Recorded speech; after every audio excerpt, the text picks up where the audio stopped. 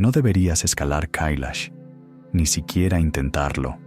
Y, sin embargo, cuanto más prohibida parece esa montaña, más da la impresión de que no está ocultando solo piedra, hielo y altura, porque hay montañas difíciles, hay montañas sagradas, y luego está Kailash, una cumbre casi perfectamente piramidal, aislada, venerada por religiones distintas, rodeada de historias sobre luces extrañas, rutas que desorientan, peregrinos que dicen haber sentido que el tiempo allí no se comporta igual que en otros lugares.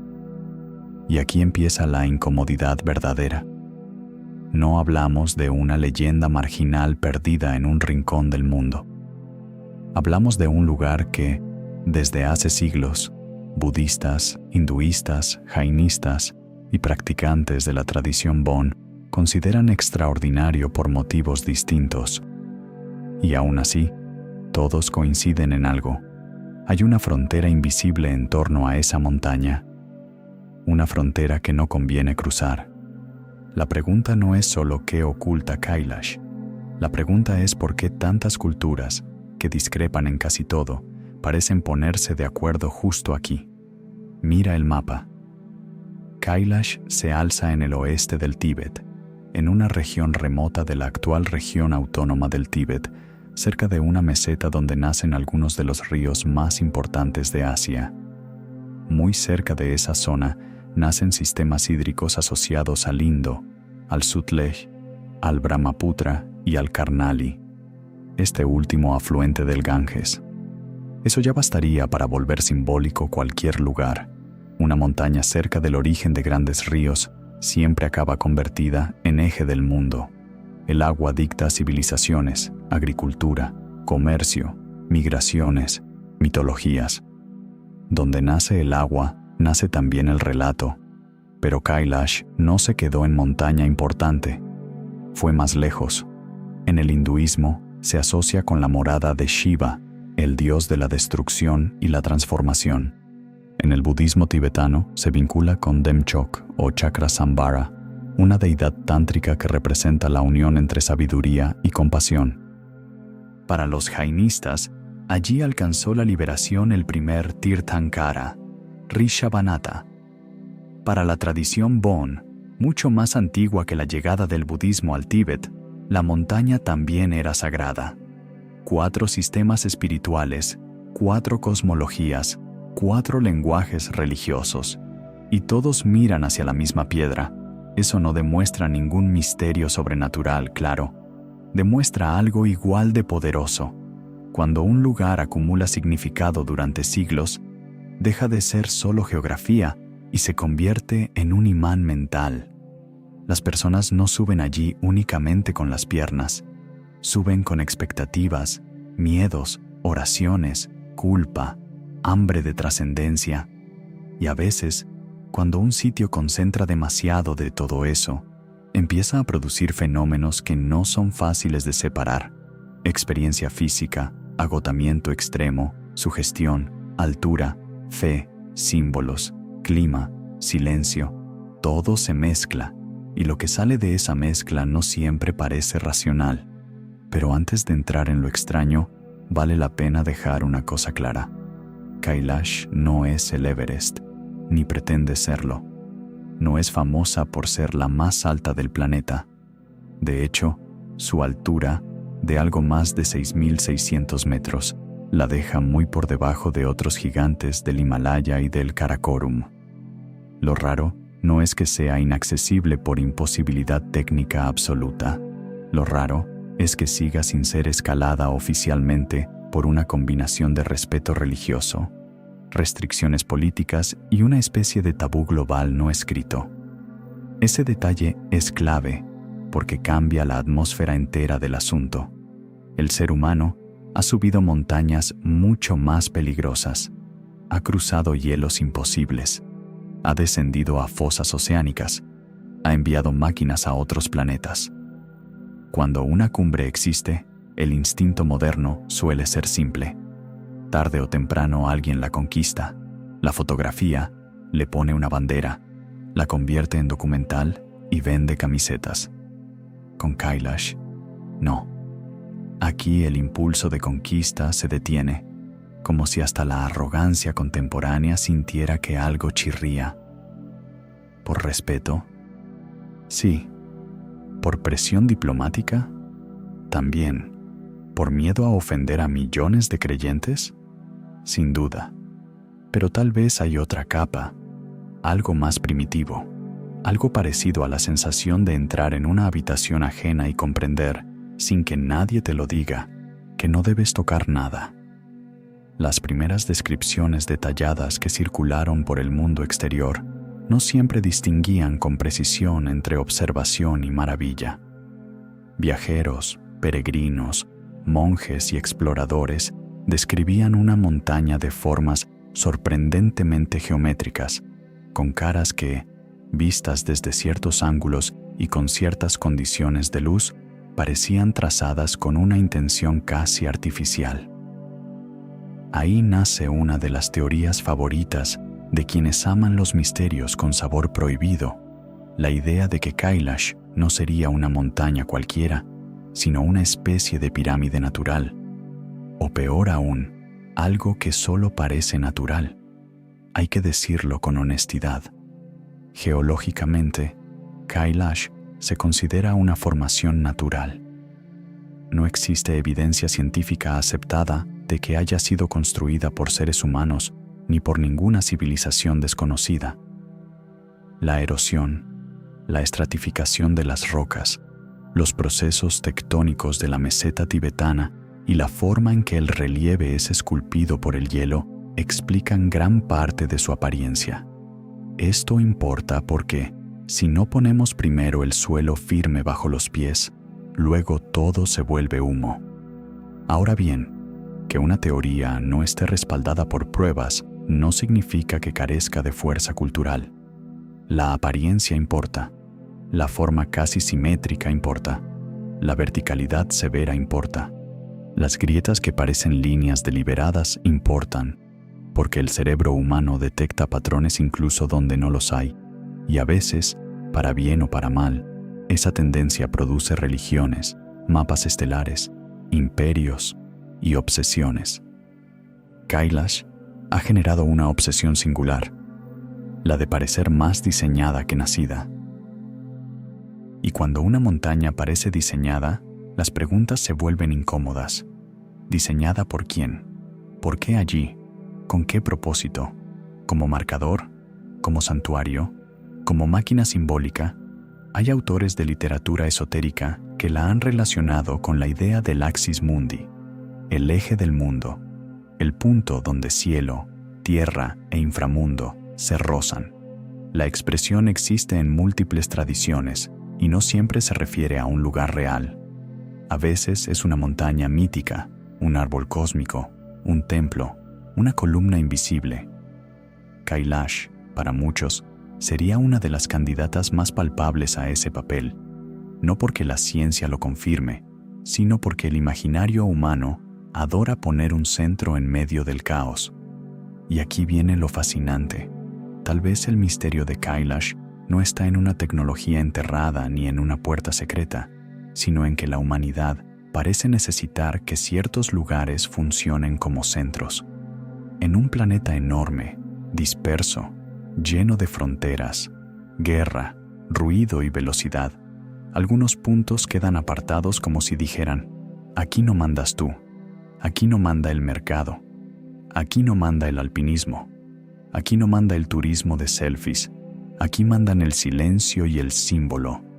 Eso ya sería bastante inquietante para una civilización que intenta medirlo todo. Pero la montaña no se conforma con ser símbolo. También está rodeada por un circuito ritual que añade otra capa de extrañeza. La Kora, la circunvalación sagrada alrededor de Kailash, es una de las peregrinaciones más intensas del mundo. Son decenas de kilómetros a gran altitud, con pasos que superan los 5.000 metros, en un entorno donde el clima puede cambiar con rapidez, el oxígeno escasea y el cuerpo descubre, de forma muy poco poética, que no está diseñado para la eternidad. Para algunos peregrinos, completar una vuelta tiene un valor espiritual inmenso. Para otros, hacer muchas a lo largo de una vida es una práctica de purificación profunda. Algunos la realizan postrándose continuamente. Se tumban, avanzan el largo de su cuerpo, se levantan, vuelven a postrarse. Imagina la escala de esa devoción. Imagina el desgaste. Imagina lo que debe pasar por la mente de alguien que convierte kilómetros de piedra helada en una oración física. Eso es importante para entender los relatos extraños que luego aparecen. Porque muchos testimonios asociados a Kailash surgen precisamente en el contexto de la peregrinación. Cansancio extremo, privación, emoción religiosa, hipoxia, frío, expectativa de revelación. En esas condiciones, la percepción cambia. No es un insulto decirlo, es una realidad fisiológica. La altura puede provocar desorientación, visión borrosa, alteraciones del sueño, confusión, sensación de presencia, latidos extraños, dolor de cabeza, euforia o terror. El cerebro, cuando tiene menos oxígeno del que necesita, a veces se vuelve más místico de lo que querría un neurólogo. Pero tampoco conviene usar eso como una escoba que barre todos los relatos incómodos debajo de la alfombra, porque entonces caemos en el otro extremo, asumir que todo testimonio inusual es mera alucinación. Y la historia humana está llena de lugares donde demasiadas personas, de épocas distintas, describen fenómenos parecidos. No prueba lo sobrenatural, pero sí obliga a escuchar con más cuidado. Algunos peregrinos han hablado de una sensación clarísima de ser observados en ciertos tramos de la ruta. Otros describen sonidos extraños, como piedras que crujen donde no debería haber movimiento, o una especie de zumbido bajo que no logran localizar. Hay quienes aseguran haber visto luces en la distancia, especialmente al atardecer o en la noche, moviéndose de una forma que no encaja con campamentos ni con simples reflejos. Las explicaciones posibles existen: refracción, fenómenos atmosféricos, errores de percepción, fuegos lejanos, linternas mal interpretadas, estrellas bajas sobre el horizonte, incluso los efectos de la fatiga sobre el campo visual. Pero la repetición de estos relatos mantiene viva la sospecha de que Kailash no se deja reducir a nada que ver aquí, solo roca. Y luego está el tema del tiempo. Esta es una de las historias más repetidas en torno a la montaña y también una de las más deformadas por Internet. La versión sensacionalista dice que cerca de Kailash el tiempo transcurre más rápido, que el pelo y las uñas crecen en cuestión de horas, que las personas envejecen aceleradamente si permanecen demasiado cerca. Suena espectacular. También suena a la clase de frase que, en Internet, acaba escrita sobre una foto con letras rojas gigantes y fondo de trueno, así que conviene respirar. No hay evidencia científica seria de un fenómeno físico de aceleración temporal en Kailash. Ninguna medición aceptada indica que el tiempo, en sentido relativista o biológico real, se comporte allí de manera anómala respecto a otros entornos de gran altitud. Lo que sí existe son testimonios de peregrinos y viajeros que sintieron cambios muy rápidos en el cuerpo: agotamiento súbito, percepción alterada del paso de las horas, crecimiento aparente de barba o uñas que quizá ya estaba ocurriendo, pero fue notado de golpe por la atención obsesiva al propio cuerpo. Cuando alguien atraviesa una experiencia extrema, la percepción temporal se desordena. Un día puede parecer una semana. Una hora puede parecer una caída por un pozo. Entonces, caso cerrado, no tan rápido, porque aunque la explicación fisiológica sea plausible, el mito del tiempo deformado toca algo muy antiguo. Muchas tradiciones han colocado en las montañas sagradas una ruptura entre el tiempo humano y otro tipo de duración. Subes siendo uno y bajas siendo otro. Entras una noche y sales años después. Duermes una hora y despiertas en otra era. Son motivos universales. No porque todos hayan visto un agujero cósmico, sino porque ciertos lugares provocan experiencias de transformación tan intensas que el lenguaje normal se queda corto. Y cuando el lenguaje se queda corto, aparece el mito como muleta. Kailash está hecha, en parte, de esa clase de lenguaje. También está el lago Manasarovar, muy cerca de la montaña, otro elemento central en el imaginario del lugar. Para el hinduismo y el budismo, es un lago de enorme sacralidad. Su nombre, asociado a la mente o conciencia, ya insinúa algo importante. No estamos solo ante un paisaje, sino ante una geografía interior. El agua, el reflejo, la montaña al fondo, el aislamiento de la meseta. Todo compone una escena que parece diseñada para romper la defensa racional de cualquiera, incluso de alguien que juró no caer en tonterías espirituales. Hay paisajes que parecen una tesis geológica, este parece una emboscada metafísica, y sin embargo, la región es brutalmente física. El frío no es simbólico, la altura no es poética, la deshidratación no es un concepto, la posibilidad de enfermar o morir es real. De hecho, ese choque entre lo sublime y lo peligroso ayuda a explicar por qué el lugar produce tanta impresión. Kailash obliga a juntar dos ideas que la mente moderna suele querer separar: trascendencia y vulnerabilidad corporal. Ahí arriba, si el cuerpo falla, no importa cuánto hayas leído sobre iluminación, te caes igual. Quizá por eso los relatos más interesantes no son los que describen monstruos claros ni puertas de ciencia ficción, sino los que hablan de una especie de inteligencia del entorno. No inteligencia en el sentido de una criatura que te saluda y te da instrucciones, sino en el sentido de que la montaña parece responder de forma extraña a la actitud humana. Hay peregrinos que cuentan haber sentido calma absoluta en momentos en que el cuerpo estaba al límite, como si el miedo se apagara de golpe. Otros, en cambio, describen una resistencia intangible, pasos que pesan demasiado, una angustia sin causa, una convicción súbita de que deben darse la vuelta. Desde fuera, eso puede leerse como simple reacción psicológica. Desde dentro, para quien lo vive, se siente como una advertencia. Y aquí aparece otra idea casi universal: la montaña como juez. No un juez moral simplón, de esos que castigan a los malos y premian a los buenos. Más bien, una clase de filtro. Kailash, en muchos relatos, no te mostraría lo que quieres ver, sino lo que llevas dentro. Orgullo, obsesión, miedo, vanidad, duelo, deseo de redención. Hay lugares que magnifican la voz interior. Este parece ser uno de ellos.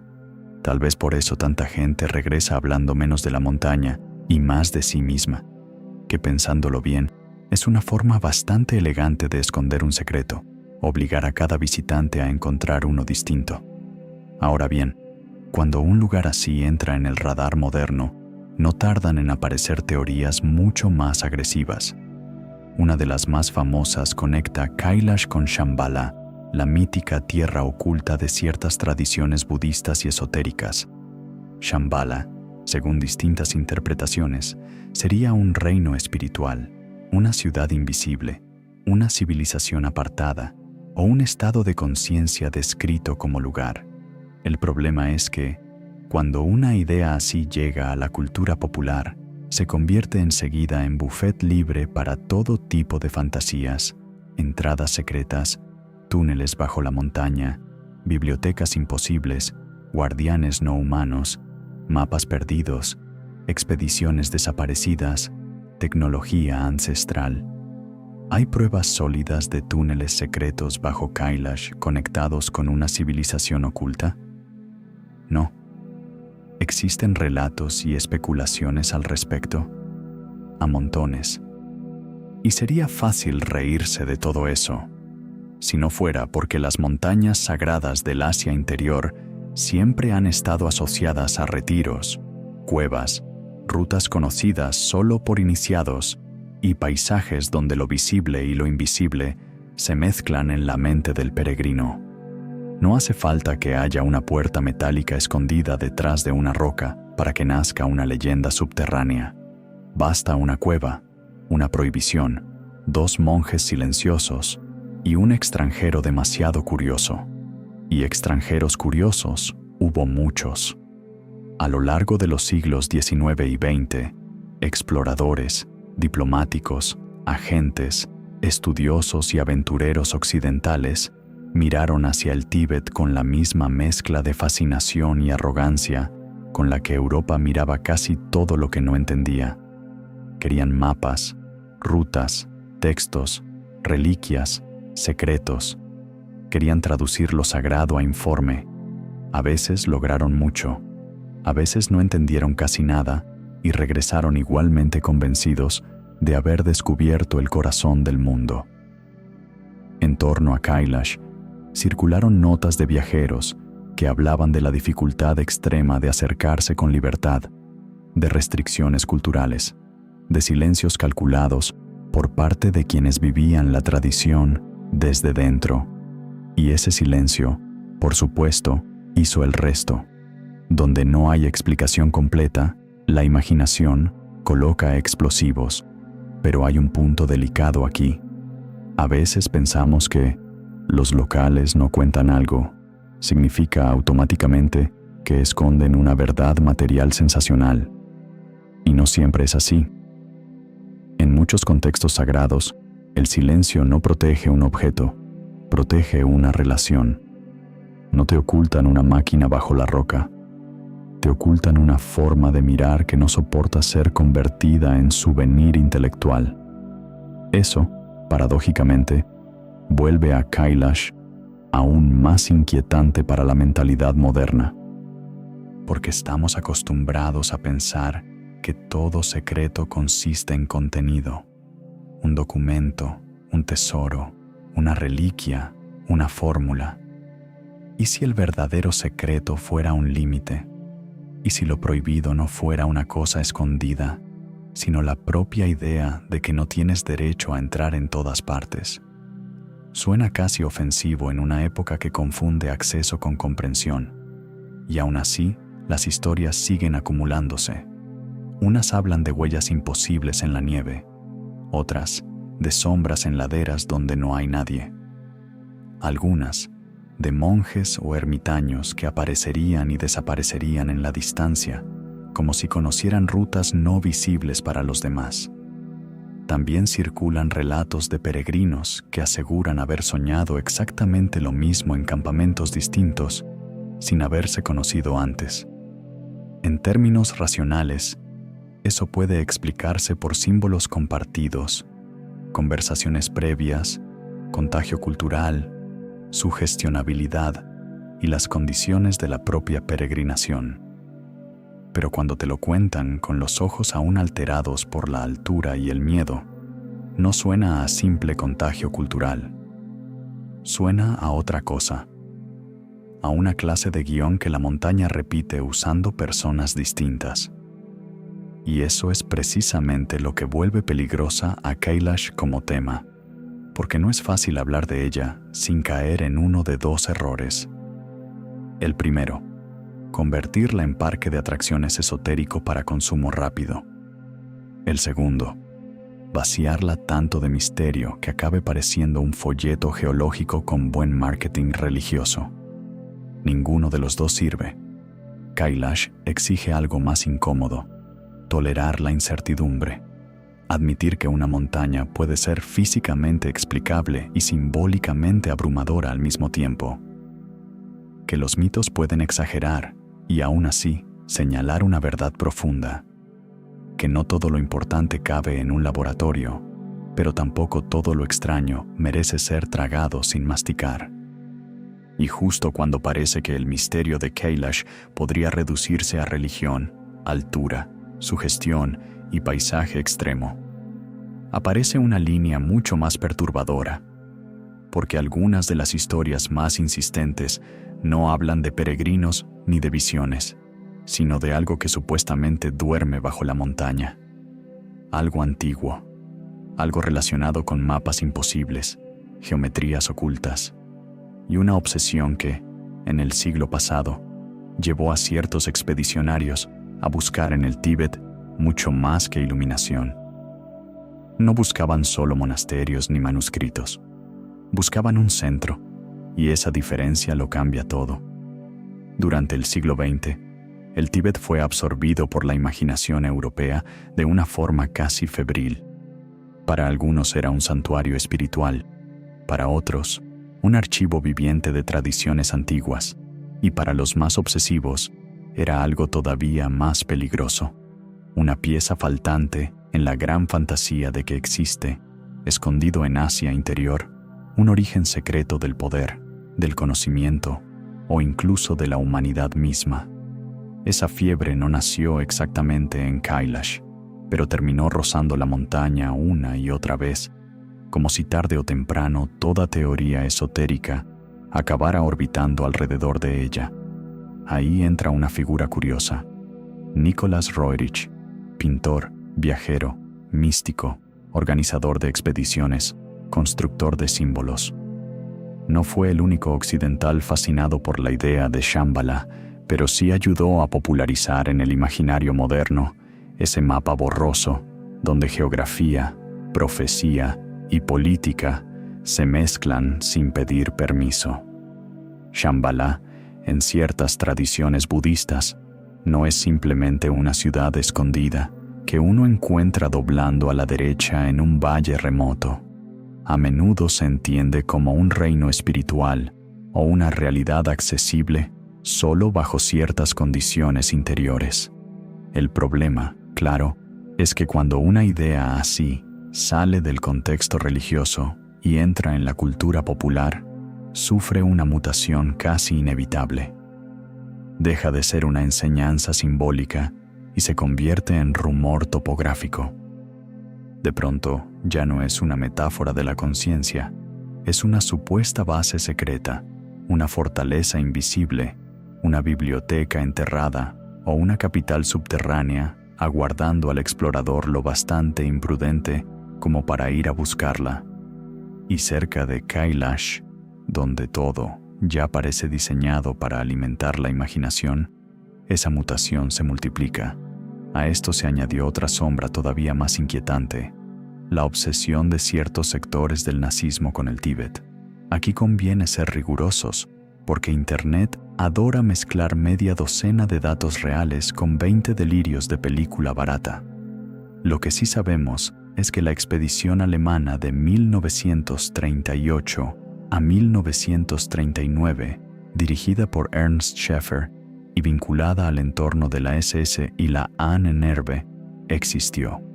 Recogió materiales científicos, etnográficos y biológicos, y se desarrolló dentro del clima ideológico del Tercer Reich, donde la antropología racial y la propaganda estaban profundamente contaminadas.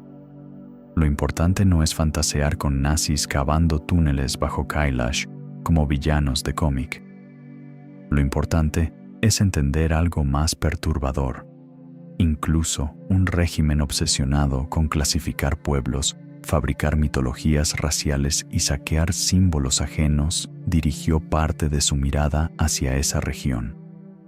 El Tíbet funcionaba, para ellos, como un espejo en el que proyectar sus propias fantasías sobre orígenes, pureza y legitimidad. Y cuando una ideología tan enferma mira hacia una montaña sagrada, rara vez busca comprenderla, busca usarla. Ese detalle importa muchísimo para comprender por qué Kailash sigue generando desconfianza. Porque desde fuera, el impulso occidental moderno ha sido muchas veces el mismo, aunque con disfraces distintos. Unos llegaban con uniforme, otros con cuadernos, otros con cámaras, otros con sonrisas de turista espiritual. Pero el mecanismo de fondo se repite: convertir un lugar cargado de significado en una pieza de una narrativa propia. Aquí está el secreto que confirma mi teoría. Aquí está la reliquia que falta. Aquí está la prueba de que los antiguos sabían algo. Aquí está la energía que mi libro prometía. Y quizá la montaña, precisamente por no ceder del todo a ninguno, se volvió todavía más magnética. Piensa en lo extraño de la situación. Existen montañas técnicamente muy difíciles que atraen alpinistas. Existen montañas sagradas que atraen peregrinos. Kailash atrae, al mismo tiempo, a creyentes, aventureros, ocultistas, curiosos, nacionalistas, escépticos, documentalistas y gente que jura no creer en nada, pero que igual se queda mirando la foto demasiado tiempo. Eso no lo produce solo una roca bonita, lo produce una acumulación de capas. Cada cultura deja una, cada siglo añade otra, y de repente la montaña ya no es solo montaña, es un imán narrativo. Además, la prohibición de escalarla no ha hecho más que reforzar esa condición. No existe una conquista oficial de Kailash. La montaña es considerada sagrada por varias tradiciones religiosas, y el acceso a su cima ha permanecido vetado de facto y de jure por respeto religioso y por decisiones administrativas de las autoridades chinas. Incluso alpinistas célebres como Reinhold Messner rechazaron la idea de subirla, argumentando que conquistar esa cumbre sería profanar algo interior en millones de personas. Eso no es un detalle romántico, es importantísimo. Significa que, en pleno mundo contemporáneo, todavía hay un lugar donde la lógica del «porque puedo, lo hago» se topa con un muro ético. Y claro, en cuanto algo no puede tocarse, fotografiarse desde arriba y transformarse en trofeo, la imaginación empieza a hacer lo suyo. Por eso, alrededor de Kailash proliferan teorías sobre cámaras internas, corredores ocultos y geometrías imposibles. Algunas sostienen que bajo la montaña existiría una red de cuevas conectadas con antiguos centros rituales. Otras hablan de una construcción artificial recubierta por procesos geológicos. También circula la idea de que formaría parte de una supuesta alineación planetaria con otros lugares considerados enigmáticos, desde las pirámides de Egipto hasta monumentos mesoamericanos. Aquí conviene poner el freno. No hay evidencia científica aceptada de que Kailash sea una estructura construida, ni de que esas alineaciones prueben una red global diseñada por una civilización perdida. Pero el hecho de que tales teorías sigan vivas nos dice algo más interesante que la teoría en sí. La gente no soporta que un lugar así permanezca cerrado sin inventarle una razón técnica, como si lo sagrado, por sí solo, no bastara, como si la montaña necesitara esconder una máquina para justificar el vértigo que produce. Y sin embargo, quizá el vértigo nace precisamente de lo contrario, porque Kailash resulta insoportable para cierta mentalidad moderna por una razón muy simple. No promete utilidad, no produce una revelación exportable, no deja un botín intelectual claro, no ofrece el tipo de secreto que uno pueda arrancar, empaquetar y vender como curso premium. El misterio de Kailash parece más antiguo y más hostil a nuestro tiempo. No te da información, te pone en tu sitio. Esto se percibe con especial intensidad en la Kora, la circunvalación ritual alrededor de la montaña. Quien la hace no posee Kailash, apenas la rodea, no asciende al centro, gira en torno a él. Esa diferencia, que parece menor, es en realidad brutal. Nuestra cultura está obsesionada con llegar al punto máximo, con clavar la bandera, con registrar la cima, con demostrar dominio vertical. La Kora propone otra lógica. El centro no es para ti. Tú te mueves alrededor, tú orbitas. Tú aceptas que hay algo que no se toma, solo se honra. La ruta principal ronda los 50 kilómetros y suele completarse en unos 3 días. El punto más exigente es el paso de Dol Malá, por encima de los 5.600 metros, donde el aire se vuelve tacaño y el cuerpo recuerda que no es invencible. Y allí, precisamente allí, donde la espiritualidad toca hueso y pulmón, surgen muchos de los relatos que más desconciertan. Hay peregrinos que describen una especie de criba invisible antes del paso. Algunos cuentan que ven a personas llorar sin saber por qué. Otros que sienten un rechazo físico repentino, como si algo les negara el avance. También están quienes hablan de un alivio incomprensible al coronar la zona más alta, no una alegría deportiva, sino una sensación de haber atravesado algo que no era del todo geográfico. ¿Es sugestión? Puede ser. ¿Es fisiología de altura mezclada con carga emocional? Sin duda influye. ¿Es también una estructura ritual tan antigua y poderosa que altera la experiencia subjetiva de una manera radical? Muy probablemente. Y aquí aparece una idea hermosa y molesta a la vez. Aunque el fenómeno sea explicable, sigue sin quedar agotado por la explicación. Porque uno puede explicar una sinfonía en términos de vibración del aire, pero eso no agota a Beethoven.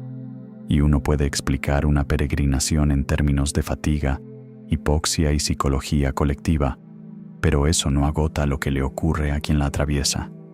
De hecho, las montañas sagradas siempre han funcionado así. Son lugares donde el cuerpo participa en la creencia. No basta con pensar. Hay que caminar, temblar, respirar mal, sentir el frío, notar que el corazón late más rápido, descubrir que el paisaje te supera. En muchos rituales religiosos, el conocimiento no entra solo por la cabeza, entra por el desgaste. Y en Kailash, esa pedagogía del cuerpo alcanza una intensidad casi brutal. Tal vez por eso abundan los relatos sobre presencias. No presencias necesariamente visibles en el sentido vulgar de «vi una criatura y tenía colmillos», más bien algo más ambiguo y más difícil de desmontar.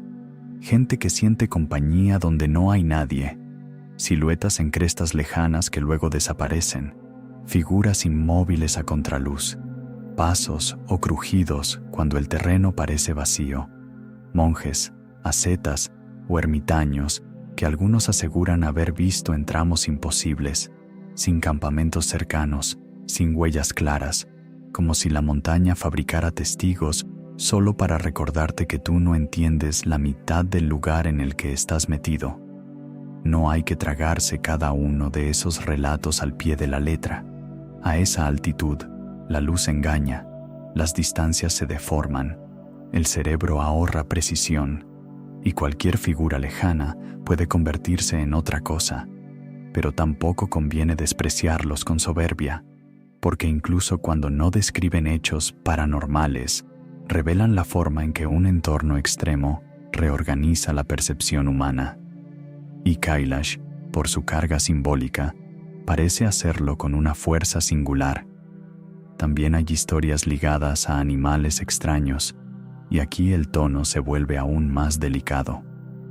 Algunas narraciones populares del área hablan de guardianes invisibles, perros que aparecen donde no deberían, aves que sobrevuelan ciertos tramos como si acompañaran al peregrino, o criaturas de la noche que no encajan del todo con la fauna local conocida por quien las describe.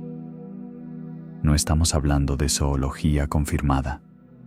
Estamos hablando de la vieja costumbre humana de leer el comportamiento animal como signo. En casi todas las culturas de montaña, ciertos animales no son solo animales, son mensajeros, advertencias o indicadores de que un lugar está abierto o cerrado para el viajero. Lo importante aquí no es si un ave concreta era rara o perfectamente normal. Lo importante es que en un paisaje sagrado, la naturaleza deja de parecer muda, todo se vuelve mensaje. Y eso nos lleva a una cuestión mucho más incómoda. ¿Qué pasa cuando un lugar sagrado empieza a recibir la mirada masiva del turismo moderno? Porque Kailash no vive fuera del tiempo. La región ha estado sujeta a controles fronterizos, cambios políticos, restricciones de acceso, cierres en distintos momentos históricos y aperturas parciales. Las peregrinaciones han dependido también de acuerdos, tensiones regionales y decisiones estatales. Tras la incorporación del Tíbet a la República Popular China en 1951 y los cambios posteriores, el acceso a la zona no fue una línea simple ni continua.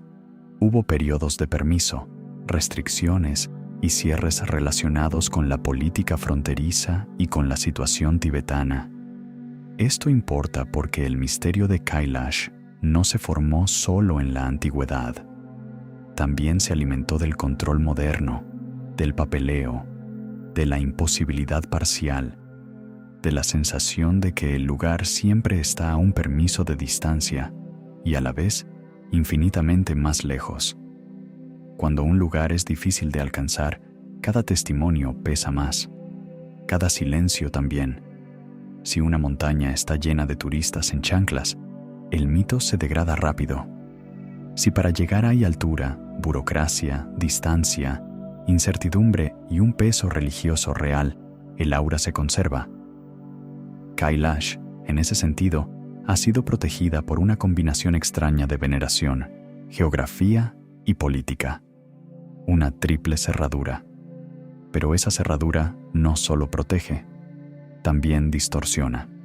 Al no existir una familiaridad masiva con la montaña, muchas personas la conocen solo a través de imágenes seleccionadas, relatos fragmentarios y videos donde una voz grave promete el secreto que nadie te contó. Eso crea un efecto curioso. Kailash se ha vuelto famosa y desconocida a la vez, muy visible como símbolo, muy opaca como experiencia real, y donde hay esa mezcla, prosperan tanto la reverencia auténtica como el teatro del misterio. Por eso, quizá, algunas de las preguntas más honestas no son ¿qué tecnología hay debajo? Ni ¿qué civilización la construyó? Sino otras mucho más afiladas. ¿Por qué necesitamos que haya algo debajo? ¿Por qué nos cuesta aceptar que una montaña pueda ser tan poderosa sin mecanismo oculto? ¿Por qué la modernidad tolera mejor una conspiración que un límite sagrado? Tal vez porque una conspiración puede derrotarse, revelarse, monetizarse. Un límite sagrado no. Un límite sagrado exige humildad. Y la humildad, seamos sinceros, tiene pésimo marketing. Aún así, hay una capa más que no conviene olvidar. Kailash no solo ha sido vista como centro espiritual, también ha sido asociada, en múltiples tradiciones e interpretaciones esotéricas posteriores, con la idea de una montaña cósmica, Meru, Sumeru, eje del mundo, centro mandálico. Estas identificaciones no significan que todas las religiones digan exactamente lo mismo, ni mucho menos, pero sí muestran una convergencia simbólica asombrosa. La montaña como centro, como punto de articulación entre niveles de realidad, como figura que organiza el universo.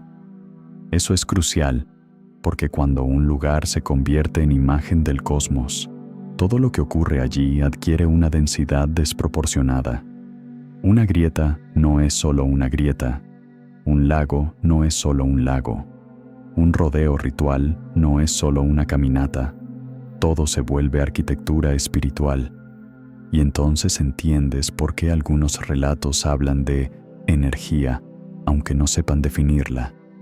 No necesariamente porque midieran algo con aparatos, sino porque sienten que el lugar está construido para concentrar experiencia. Y, en cierto sentido, lo está. No por ingeniería secreta, sino por siglos de mirada humana depositada sobre la misma forma, el mismo horizonte, el mismo hielo, la misma imposibilidad. Hay lugares donde la gente va a olvidar. Kailash parece ser uno de esos lugares donde la gente va a recordar algo que nunca supo formular. Eso explica, quizá, ¿Por qué tantos regresan hablando de transformación aunque no puedan describir ningún milagro concreto? Y también por qué otros vuelven decepcionados. Esperaban un espectáculo, una señal, una voz en el cielo. No encontraron eso. Encontraron cansancio, piedras, barro, frío y una montaña que no actuó para ellos. A veces el misterio más grande no es que algo extraordinario ocurra, sino que no ocurra nada visible, y aún así, uno salga distinto. Pero justo ahí es donde la historia de Kailash se vuelve más oscura. Porque entre los relatos de iluminación, los mapas esotéricos y la reverencia religiosa, circula otra idea mucho menos serena, que la montaña no solo transforma o protege, sino que también rechaza. Que hay personas para quienes el lugar se cierra, que hay intentos de aproximación interior, no solo física, que terminan mal, y que ciertas historias sobre desapariciones, desorientación extrema y decisiones absurdas tomadas en momentos críticos no serían simples accidentes de altura, sino señales de una especie de defensa del propio entorno. Suena exagerado, hasta que empiezas a revisar ciertos testimonios de viajeros y peregrinos que, sin ponerse de acuerdo entre sí, describen la misma sensación. No estar ante un paisaje, sino ante una voluntad. Y si una montaña puede parecer una voluntad, la siguiente pregunta ya no es qué oculta. La siguiente pregunta es mucho peor. ¿Qué decide mostrar? ¿Y a quién? Hay lugares donde perderse significa no saber hacia dónde ir. En Kailash, a veces da la impresión de que perderse significa otra cosa. No saber quién está tomando la decisión. Esa es la clase de frase que, dicha en una ciudad, sonaría a dramatismo barato. Pero en la altitud, con el aire escaso, el cuerpo cansado y la mente girando alrededor de una montaña que millones consideran intocable, adquiere otro peso. Porque una de las características más desconcertantes de los relatos vinculados a Kailash no es que describan monstruos evidentes o portales brillando en la roca. Es algo más sutil, más inquietante y por eso mismo más difícil de refutar. La sensación de que la voluntad individual se vuelve frágil. Muchos viajeros han contado que en ciertos tramos de la Cora sintieron deseos repentinos e intensos de detenerse, girar, acelerar o desviarse, sin razón del todo clara. En términos racionales, eso puede explicarse bastante bien. A gran altura, el juicio se altera. La fatiga cambia la percepción del riesgo. El frío reduce la paciencia. La hipoxia afecta atención, memoria, equilibrio y toma de decisiones. El cerebro no se convierte en un oráculo, se vuelve una máquina menos precisa. Y sin embargo, cuando personas de contextos muy distintos describen esa alteración no como simple cansancio, sino como una presión externa, algo empieza a llamar la atención. No porque demuestre que la montaña piense. Eso sería demasiado fácil y probablemente falso, sino porque señala una verdad más compleja. Algunos entornos son tan extremos y simbólicamente cargados que terminan produciendo la experiencia subjetiva de una presencia. No una presencia visible, una presencia estructural, como si el lugar tuviera carácter. Quizá por eso, muchos testimonios sobre Kailash son tan difíciles de contar sin sonar ridículos. La gente no dice, vi un monstruo azul y me guiñó un ojo. Dice cosas mucho más ambiguas. Sentí que no debía continuar. Tuve la impresión de que el camino me expulsaba. No estaba solo, aunque no había nadie. Era como si la montaña supiera que yo estaba allí. Esa clase de frases deja incómodo tanto al crédulo como al escéptico. El crédulo quiere una señal espectacular. El escéptico quiere una causa clara y limpia. Kailash ofrece algo peor, una zona gris. Y la zona gris es donde nacen los mitos más resistentes. porque los mitos no sobreviven solo por exageración. Sobreviven porque envuelven una experiencia real, aunque la traduzcan con un lenguaje simbólico. Cuando una persona siente que un lugar la rechaza, puede estar describiendo con palabras espirituales una realidad física muy concreta. El cuerpo se derrumba, la mente se nubla, el miedo aparece, la intuición dice basta, pero también puede estar señalando algo que nuestra cultura suele tratar como residuo premoderno y que, sin embargo, quizá tiene más peso del que admitimos. El hecho de que ciertos espacios generan una ética espontánea. Uno entra y entiende que no manda. Eso, para una montaña sagrada, es casi una firma. Kailash ha sido entendida por tradiciones distintas como centro, morada divina, punto de liberación o eje del cosmos. Y si miras de cerca ese conjunto de significados, descubres algo curioso. Casi nunca aparece la idea de conquista. La montaña no es presentada como objeto de apropiación, sino como fuente de orientación. Parece un detalle menor, pero es una grieta enorme entre dos formas de estar en el mundo. Una quiere subir, la otra quiere rodear. Una quiere alcanzar la cima, la otra aceptar que la cima no es para ella. Una extrae valor de tocar, la otra de no tocar. No es casualidad que Kailash haya incomodado tanto a exploradores, aventureros y buscadores de secretos, porque incluso cuando no la escalan, la aproximación mental suele ser la misma. ¿Qué hay ahí para mí? Y el lugar parece responder, una y otra vez, con otra pregunta mucho menos agradable. ¿Por qué asumes que lo hay? Tal vez por eso proliferan también los relatos sobre castigo. Aquí conviene ser muy cuidadosos. No estamos hablando de castigo en el sentido infantil de una montaña que lanza rayos morales contra los insolentes. Estamos hablando de una interpretación muy antigua de la desgracia en espacios sagrados. Si alguien enferma, se pierde, entra en pánico, sufre un accidente o se ve obligado a retirarse, el relato religioso o mítico puede leer ese hecho como rechazo, advertencia o corrección. La lectura moderna, en cambio, hablará de mal de altura, clima, terreno, mala preparación, exceso de confianza. Y, seamos honestos, muchas veces tendrá razón.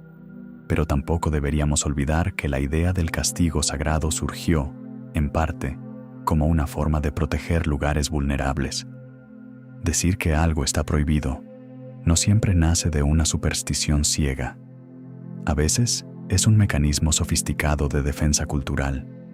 Si conviertes una montaña en morada divina, si asocias su cima a una esfera inviolable, si narras consecuencias terribles para quien cruza ciertas líneas, consigues algo poderosísimo. Limitas la intrusión. No necesitas vallas metálicas ni drones. Te basta una cosmología. Y en el caso de Kailash, esa cosmología ha sido extraordinariamente eficaz. Durante siglos, la montaña no fue conquistada, porque en su marco cultural, esa idea carecía de legitimidad. No era una cumbre esperando héroes, era un centro ya ocupado por otro orden de significado. Que el mundo moderno haya mantenido, aunque sea parcialmente, ese límite resulta casi milagroso y también sospechoso para cierta imaginación, porque cuando un lugar sigue vedado, enseguida aparece la sospecha de que se protege algo más que un símbolo.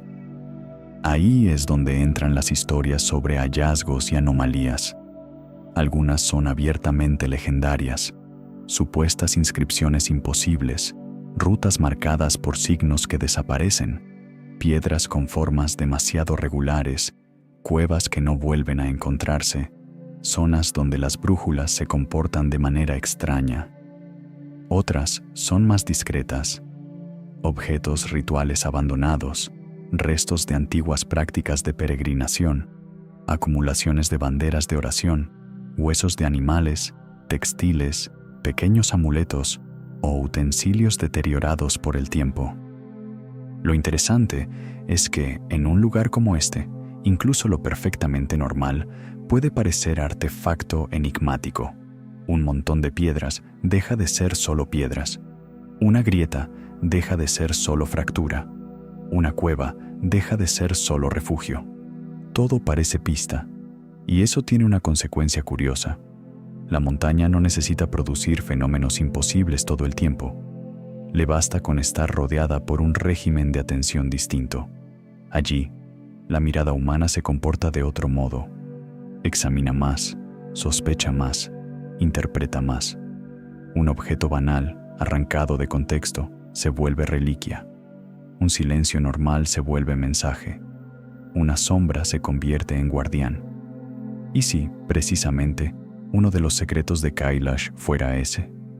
No que esconda algo extraordinario dentro, sino que obliga a mirar el mundo como si todo pudiera significar más de una cosa.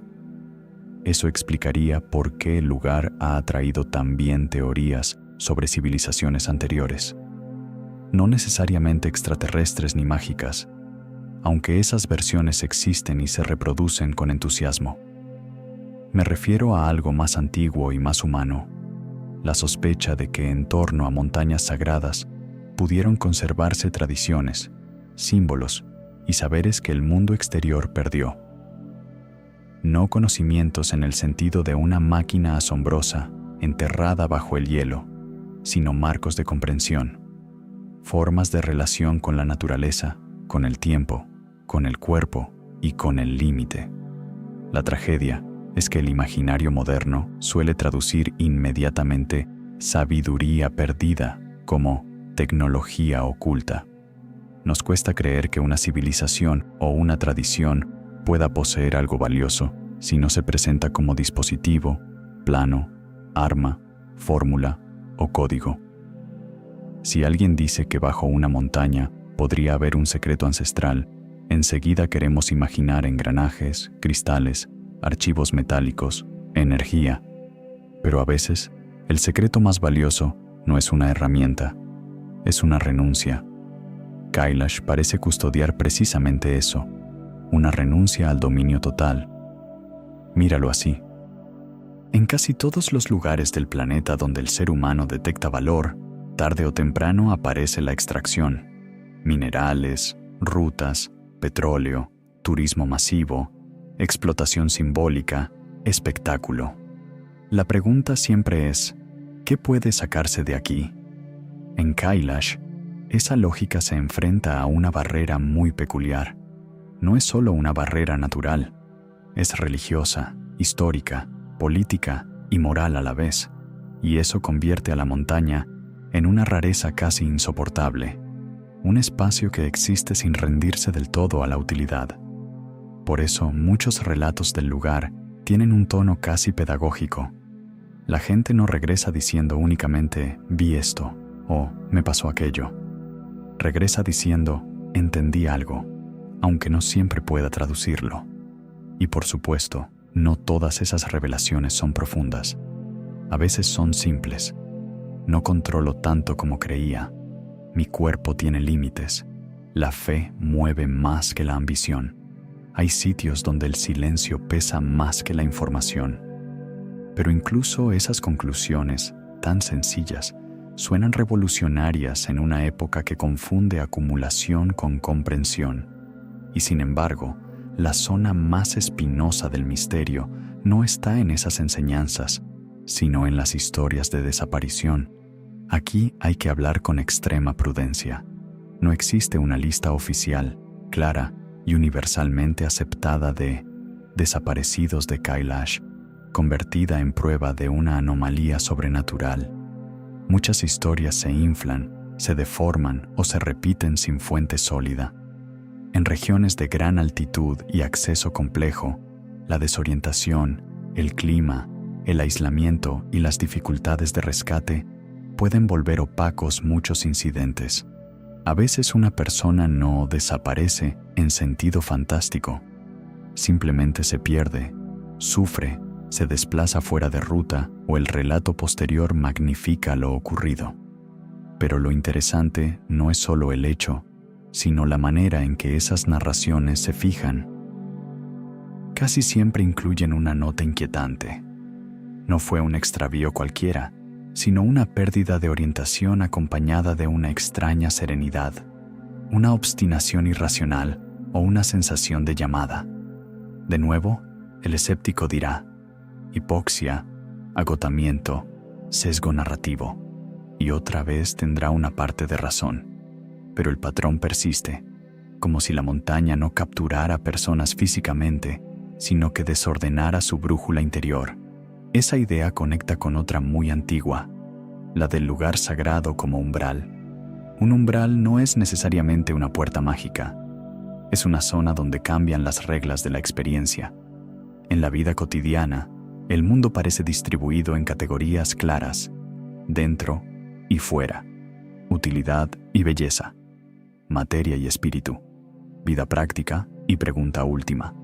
En ciertos lugares, esa separación se rompe. Kailash parece ser uno de esos sitios donde la mente no consigue mantener sus compartimentos habituales. La roca es roca, sí, el frío es frío, pero también todo eso parece otra cosa a la vez, y cuando un espacio obliga a pensar en dos niveles al mismo tiempo, nace la sensación de umbral. No es raro que ese tipo de lugares produzca figuras de guardianes en el relato humano: monjes ocultos, ermitaños, animales simbólicos, presencias sin nombre, dioses tutelares, espíritus del terreno. Incluso si uno no cree literalmente en ellos, cumplen una función importantísima: personifican el límite, le dan rostro a una norma. En vez de decir no pases, la cultura dice alguien vela. Es más eficaz, más memorable, más verdadero incluso para quien vive la experiencia desde dentro. Y de todos los guardianes atribuidos a Kailash, quizá el más poderoso sea precisamente el que no se deja ver: la convicción compartida de que la cima no debe tocarse. Eso es lo extraordinario. No una bestia escondida, sino un consenso sagrado suficientemente fuerte como para sobrevivir al hambre moderna de conquista. ¿Cuántos lugares quedan en el mundo donde una prohibición simbólica conserva todavía fuerza real? Muy pocos. Demasiado pocos.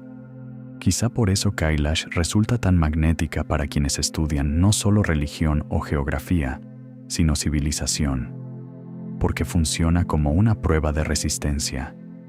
Mide hasta qué punto una cultura globalizada, tecnificada y obsesionada con el acceso es capaz de tolerar que algo permanezca fuera de su alcance.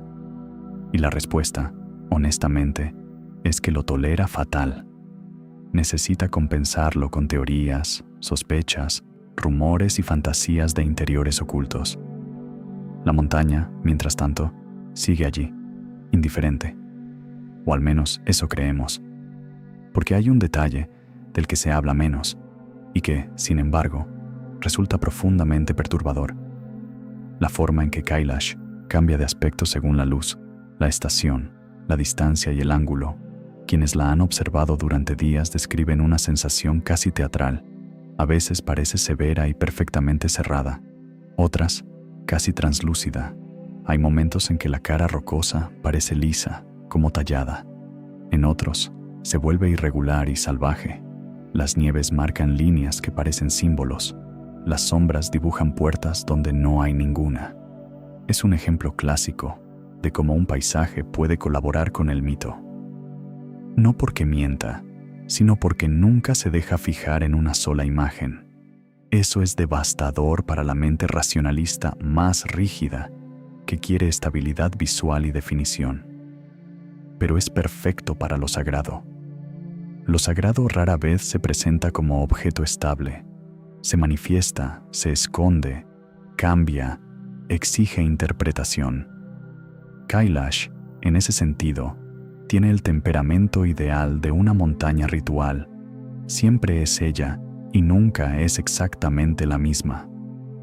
De ahí que tantas personas hablen de haberla visto de verdad solo en un instante, como si toda la peregrinación hubiera sido una preparación para una sola visión nítida. A veces ocurre al amanecer, a veces después de horas de cansancio.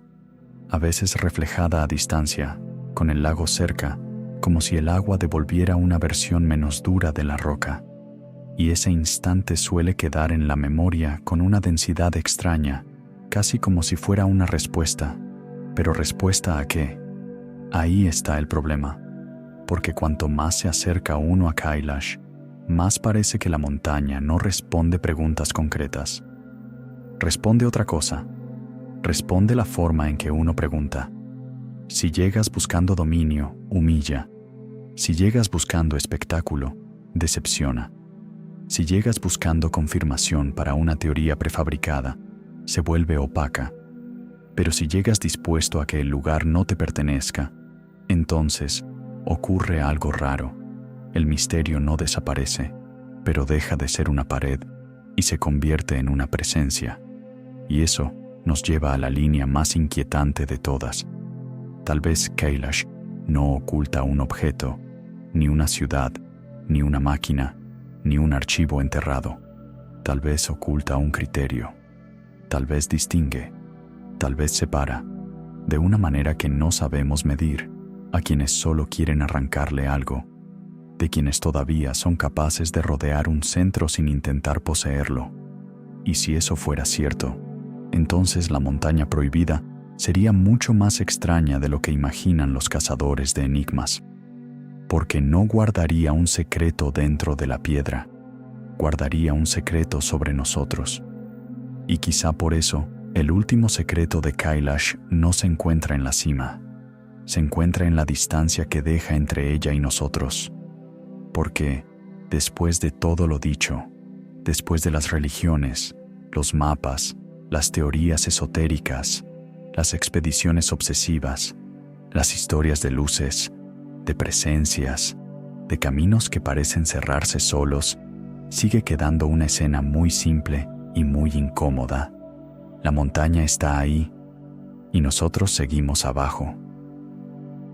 Eso, en apariencia, no tiene nada de extraordinario.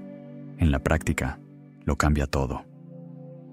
Vivimos en una época que ha convertido casi cualquier límite en un reto logístico. Si algo está lejos, montamos una ruta. Si algo está protegido, pedimos permisos o buscamos la manera de rodear la norma. Si algo se considera sagrado, lo fotografiamos con mejor resolución. Si un lugar inspira temor, producimos un documental, una recreación en 3 dimensiones y una miniatura con letras amarillas. Nuestro reflejo automático no es contemplar, es penetrar, entrar, ver, medir, demostrar y, si es posible, apropiarnos también del relato. Kailash interrumpe ese reflejo, no porque sea la montaña más alta, ni la más letal, ni la más técnicamente imposible. Interrumpe ese reflejo porque obliga a enfrentarnos con una pregunta que el mundo moderno intenta evitar a toda costa. ¿Qué pasa si hay algo que no debe ser conquistado? No, no puede. No, todavía no. No, hace falta mejor tecnología. No, no debe. La diferencia es brutal. En la lógica del progreso, casi todo obstáculo se interpreta como un retraso, un todavía no, en espera de convertirse en ya está.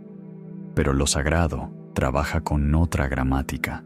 Hay puertas que no existen para ser abiertas, hay cumbres que no existen para ser pisadas, hay centros que no existen para ser ocupados, no porque escondan un tesoro convencional, sino porque su función es precisamente permanecer como centro, no convertirse en periferia del ego humano. Y eso convierte a Kailash en una especie de espejo moral para la civilización contemporánea. Un espejo muy poco halagador, por cierto, porque si observas las conversaciones que suelen surgir en torno a la montaña, verás 2 impulsos enfrentados.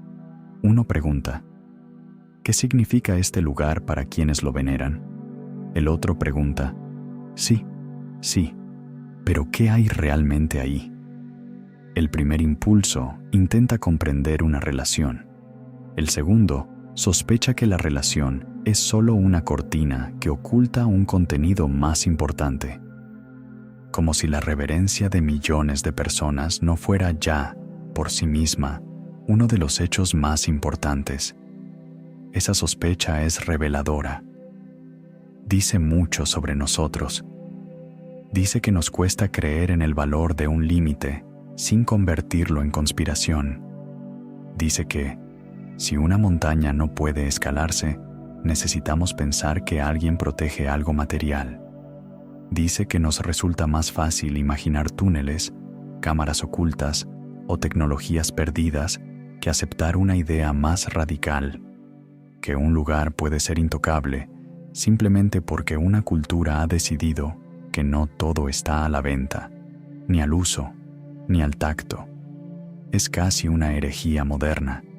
Y sin embargo, precisamente por eso, Kailash conserva su potencia, porque no participa del todo en la economía del acceso. No se deja traducir fácilmente a logro, a trofeo, a paquete turístico de "lo hice". Incluso quienes llegan a sus alrededores no resuelven la montaña, apenas la bordean, apenas la miran desde ángulos limitados, apenas soportan lo suficiente como para comprender que el lugar no gira alrededor de ellos. Eso tiene consecuencias profundas para la imaginación. Por ejemplo, cambia el tipo de monstruo que uno espera encontrar. En los relatos vulgares de misterio, lo extraordinario suele adoptar formas casi infantiles, criaturas enormes, laboratorios secretos, portales dimensionales, guardianes de ojos brillantes. Kailash, en cambio, parece producir otra clase de inquietud, mucho más adulta, más difícil de volver miniatura de YouTube, más incómoda porque no depende de una imagen espectacular. La inquietud de Kailash es esta. ¿Y si el lugar no estuviera escondiendo algo monstruoso, sino señalando algo que nuestra civilización ha olvidado por completo? No sería una criatura enterrada. Sería una forma distinta de entender la relación entre poder y renuncia. Piénsalo un momento. Casi todas las mitologías del poder en la modernidad giran alrededor de la expansión. Más velocidad, más datos, más territorio, más acceso, más extracción, más control. En cambio, muchas tradiciones espirituales giran alrededor de otra lógica: más disciplina, más silencio, más límite, más desposesión, más capacidad de no tomar. Desde ese punto de vista, la verdadera rareza de Kailash no sería ninguna anomalía física, sino el hecho de que todavía exista un lugar donde la segunda lógica conserva autoridad real sobre la primera. Eso sí que parece imposible, y sin embargo, ahí sigue. Por eso la montaña produce también una especie de frustración en algunos visitantes modernos. Esperaban un enigma resoluble y se encuentran con algo peor, una presencia que no coopera con su deseo de resolución. Querían un secreto para abrirlo. Se encuentran con una frontera para rodearla. Querían una respuesta. Se encuentran con una disciplina. No es raro que muchos reaccionen inventando capas adicionales. Si el lugar no da el tipo de revelación que queríamos, entonces debe haber otra, más profunda, más escondida, más exclusiva. Debe de haber una cámara interior, un acceso reservado, un manuscrito sellado, un mecanismo, un mapa, un cristal, una frecuencia. Lo que sea, con tal de no aceptar que el mayor secreto podría ser simplemente la negativa de la montaña a convertirse en producto. La negativa de una tradición a dejarse traducir enteramente al lenguaje del rendimiento. La negativa de un centro sagrado a ser consumido como una experiencia más. Eso no quiere decir que alrededor de Kailash no existan también capas realmente enigmáticas. Las hay. La convergencia de religiones distintas sobre la misma montaña sigue siendo asombrosa. La fuerza del simbolismo axial, la relación con los grandes sistemas fluviales de Asia, la intensidad de la Cora, la persistencia de relatos de presencia, de transformación, de tiempo alterado en la percepción, todo eso forma una constelación rarísima. No es una montaña cualquiera sobre la que luego se amontonaron fantasías. Es un lugar especialmente apto para que lo geográfico, lo ritual y lo mental se fundan de una manera extraordinaria. Y ahí aparece otra posibilidad, quizá la más seria de todas. Tal vez el misterio de Kailash no consista en hechos sobrenaturales aislados, sino en una clase de tecnología cultural desarrollada durante siglos. No tecnología de metal y tornillos, tecnología espiritual, una arquitectura de relatos, prácticas, recorridos, tabúes y símbolos tan refinada que termina transformando la conciencia de quien entra en su órbita. Piensa en ello como en una máquina, sí, pero no enterrada bajo la montaña, extendida alrededor de ella, en la peregrinación, en los nombres, en las prohibiciones, en las historias transmitidas, en el esfuerzo físico, en el contexto visual, en el silencio, en la altura, en el hecho de que todos esos elementos actúan juntos.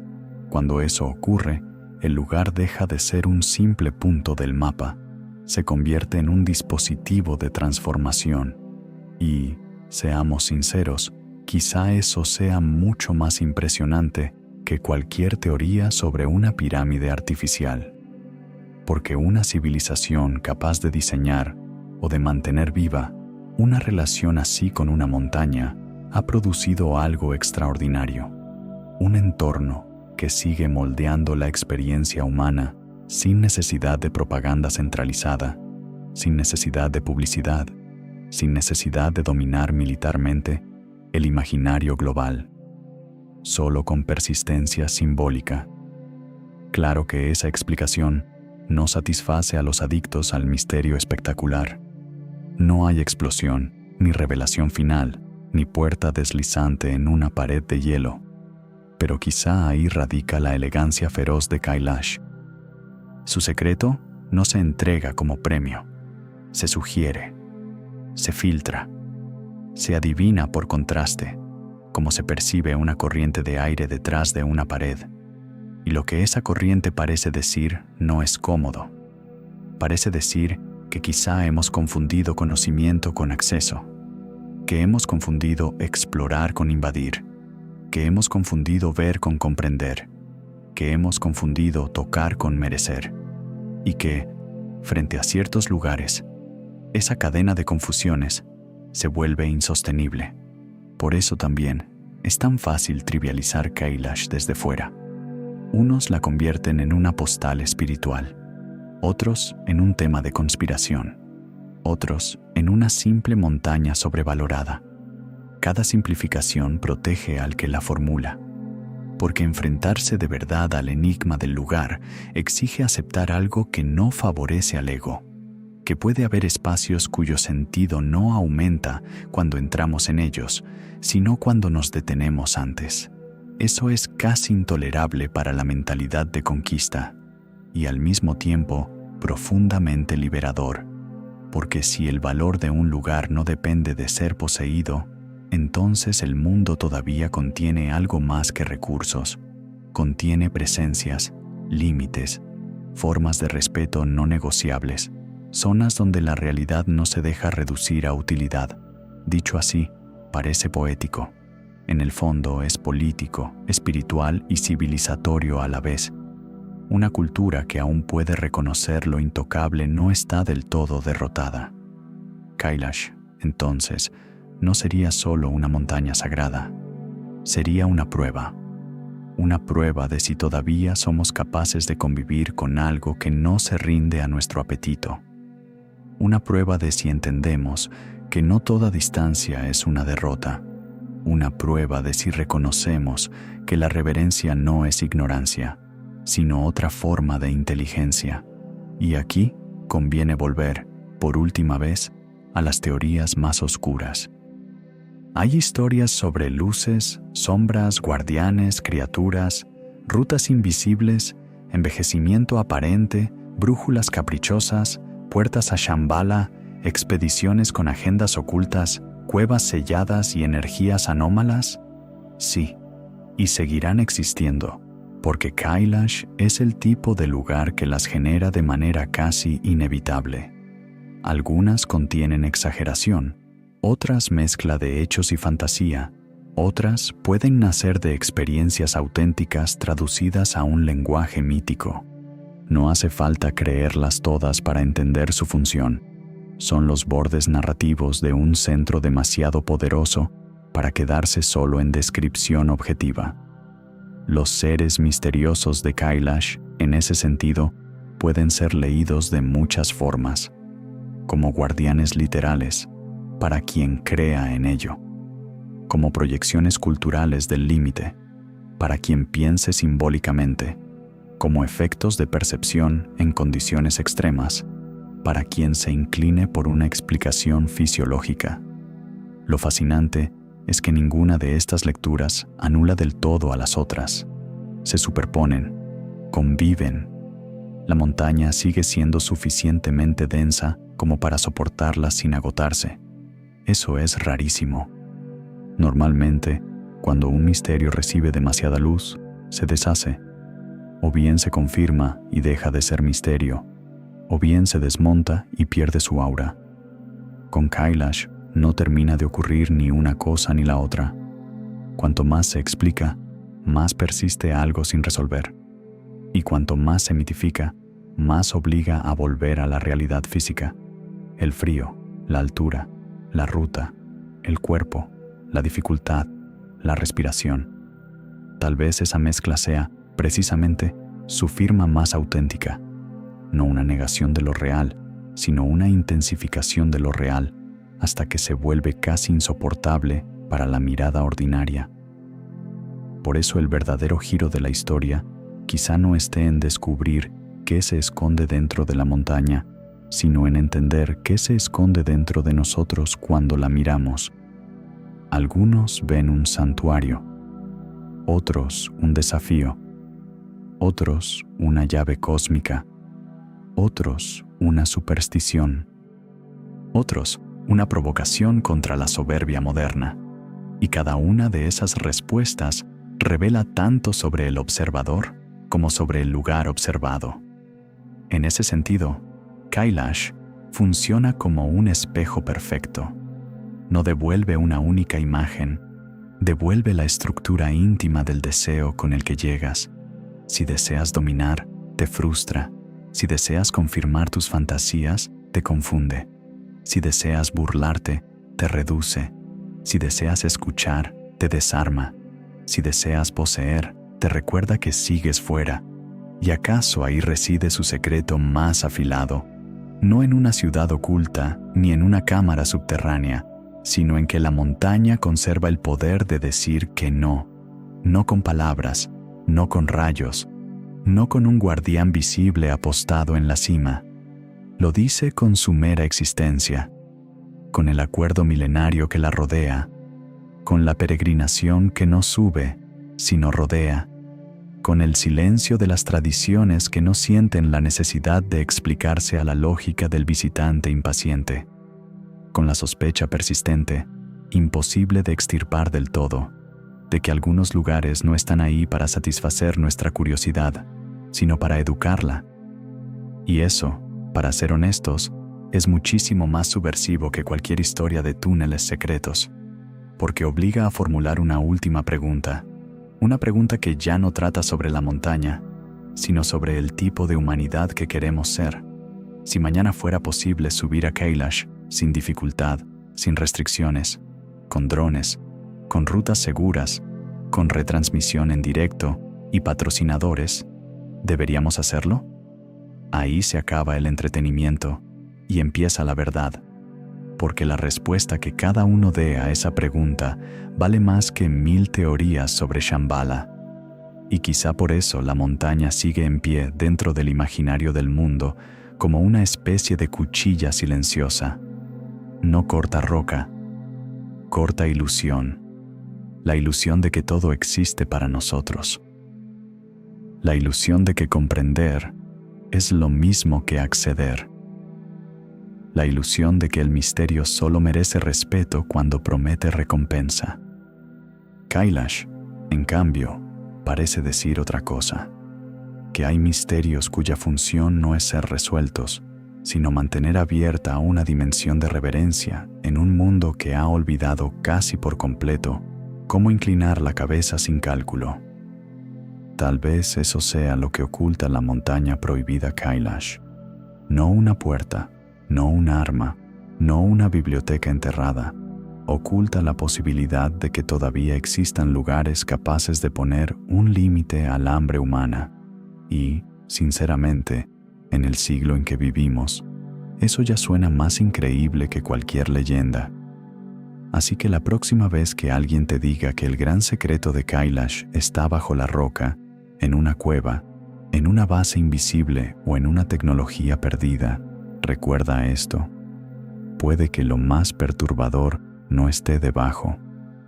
Puede que esté justo delante de nosotros, a plena vista, en la forma en que una montaña consigue seguir siendo sagrada incluso ahora, en la forma en que el mundo entero la mira y aún así no termina de entrar, en la forma en que su silencio pesa más que nuestras explicaciones, y en la forma en que, al final, la pregunta ¿qué oculta?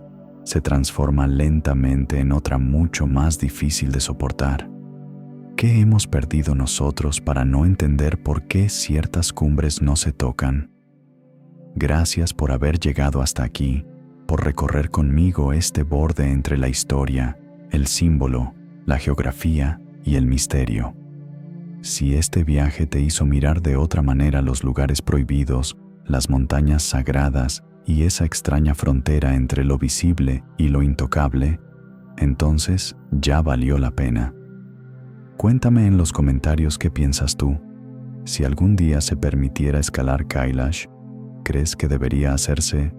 ¿O hay secretos que solo siguen vivos mientras nadie los conquista? Si te gustó este relato, suscríbete, deja tu like y acompáñame en el próximo viaje, porque todavía quedan archivos cerrados, montañas prohibidas y preguntas que el mundo moderno preferiría no escuchar. Nos vemos en el próximo video.